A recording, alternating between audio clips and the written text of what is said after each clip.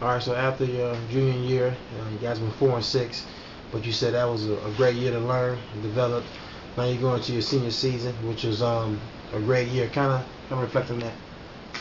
Senior year was historic. Was historic. I mean, it was groundbreaking for the city of Chicago and for the East Chicago Central football program. We went into that season with the attitude that we was not going to lose. We fought hard every game, but it all started that junior year, going to our senior year. That summer, the majority of the guys, starters, didn't do anything. We didn't go to summer school. A lot of us didn't have to. We didn't go to summer school. We didn't get summer jobs. We worked out all summer. Um, the receivers and the quarterbacks went to passing camps. The linemen, we went to Nebraska lineman camps. So that whole summer, we worked, and the product was 10-1. Because that whole summer we worked our butt off. So I can remember burning up hot in the summertime. This was before tour-days. We're out there in summer conditioning, running, lifting all summer. When tour-days started, you could see the pieces coming together from all the different levels, from the sophomores starting to come and the juniors starting to get on board, because the senior we were already on board, and we had a saying. Our breakdown was, who are we EC? Who are we EC? Where we going? Dome. Where we going? Dome. And that just sparked, hyped up the whole team, and it really made us feel like we were the best in the region and we were best in the state. The first game of the season was a test to see where we were at. We were facing a powerhouse in Lake Central, who had Jared Talmadge, #1 defensive player in the region. He was a parade All-American, Street Smith All-American, was top recruit in the state. And that first game, we went right at him. I can remember, because he played on my side, me and Tom Mikowski's side. And we kept him tackleless. He had one tackle, and it was off of a screen play. That next game, we played Michigan City. Same thing. We started rolling. After that, we went on. We played Bishop Noel. Another blowout. And the hits went on and on. Okay. Yeah, one thing we want to talk about is you guys were undefeated in the regular season. Now come time for sectionals. First game of the season. First sectional game was against Roosevelt. Kind of going to play with that. The Roosevelt game was more of a tune-up game, because we knew what they were going to do, but they didn't know what we were going to do. We went into that game with the mindset of, we're going to go up big and sit our starters and rest for the next game, because we didn't know who it was going to be, but we figured it was going to be Maryville. So we went in, and by halftime, all of the starters was out. It was unfortunate that our starting running back, Martell Franz, who was the player of the year, he got hurt. Didn't play that much in the rest of the game. Coach E set all the starters down, because we were getting ready for that next game, which eventually was Maryville. So the next week you're going against Maryville. Kind of go into your thoughts in that game. I know you was playing a big D tackle, right? DN, and who? Joe Clark. Yeah. The Maryville game was hype. It was #1 versus #2. We were the #1 team in the area. They were #2. At the time, we were #2 in the state. I believe they were #4 or 5 ranked in the state. Top 10 team also. They had a great running back in Jamel Williams. They had a great inside linebacker, Zach Wells, who is now the head coach of Maryville, actually. And they had a great team. They had the #1 defense in the area. A lot of people didn't know we had the #3 defense in the area to go along with our #1 offense. They hype. It was one of the biggest hype games I ever played in. From all the way from even now as a coach, I never played in a game with that much hype. Back then we were interviewed by Public Access Channel. They interviewed both teams. Both teams hyped each other up by, when they played the Prep Football Report, it was called. Both of us played on the Prep Football Report. They played the videos, and it was a hype game. We went into that game. We didn't know the weather was bad that game. It was raining. It was cold. So you guys ended up beating Maryville 26-13. Now you're going off to play Crown Point. Now earlier during the season, you guys beat Crown Point 40-28. Now you're playing at Crown Point for the section championship. The Crown Point game, one of the biggest things,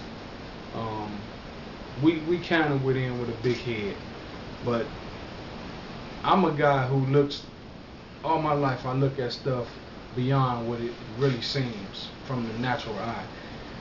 And a lot of stuff happened that week at practice.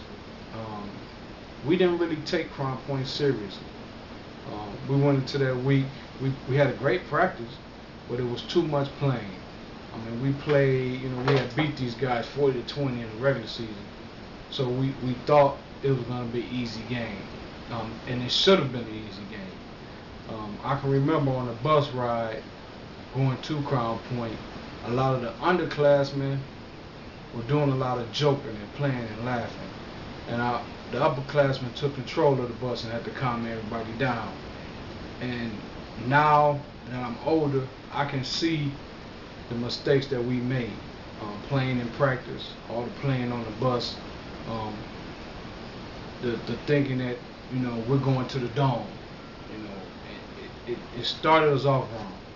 And now that I coach, when I play in big games, I tell my kids that same story. Look, my senior year we had a chance to win state, to do something big, and we set on it. We didn't keep our heads in the game, basically. So you guys ended up getting beat 22-13. What happened? The game had some unforeseen incidents that we didn't even think we were going to accomplish.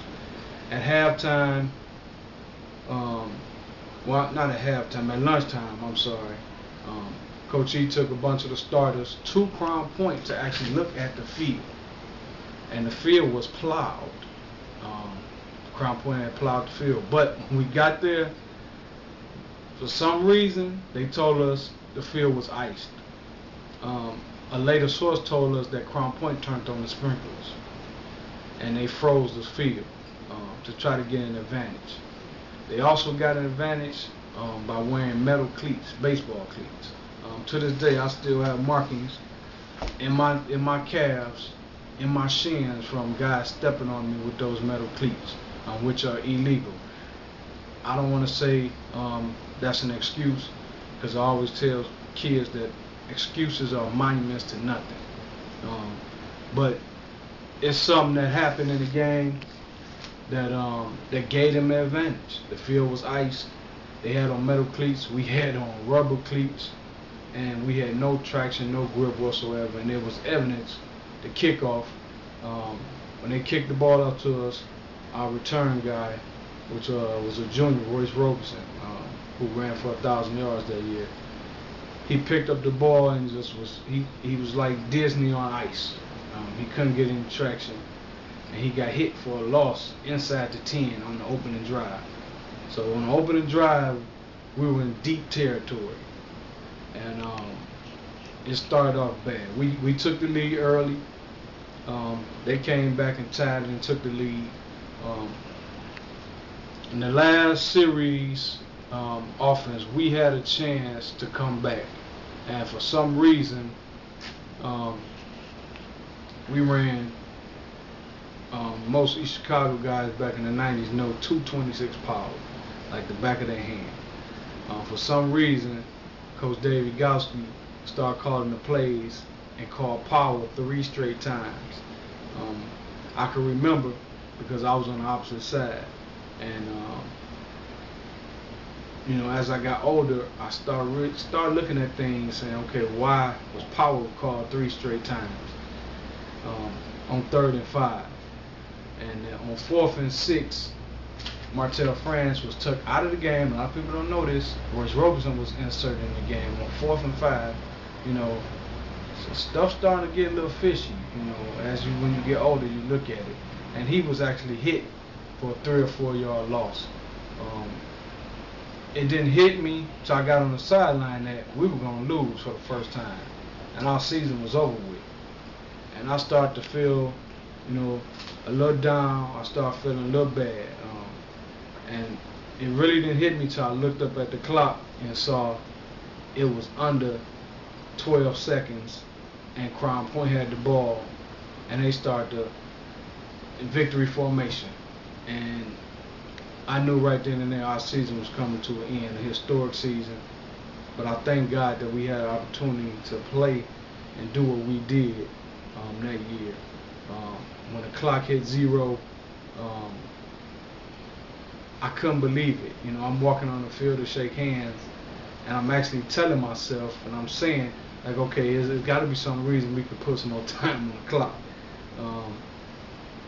I saw a lot of guys cry for the first time after that loss, because it was the biggest game of my career, and for us to be the top team and get knocked off like that was really heartbreaking. And it sit with me to this day.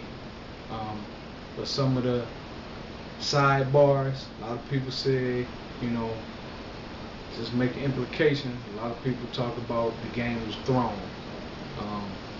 Because the head coach at the time was Dave Bigowski, who eventually went over to Crown Point.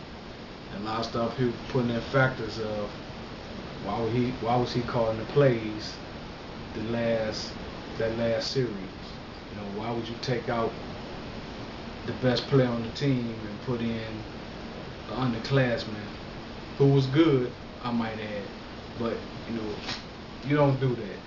And me being a coach, you know, that makes you wonder.